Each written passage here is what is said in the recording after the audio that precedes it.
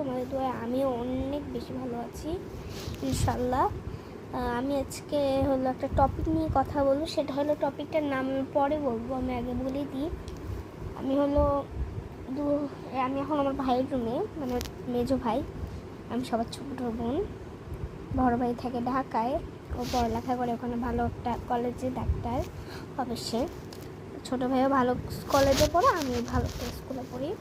তোমরা জানো আমি কোন স্কুলে পড়ি, জানো আমার ভাই কোন কলেজে পড়ে, ফার্স্ট ইয়ার এবারও।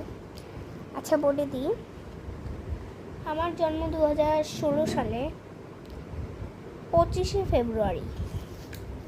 আচ্ছা, যারা যারা আমার বার্থডেতে আসো তাদেরকে একটা কথা বলি, গিফট না নিয়ে তোমরা আসো কেন?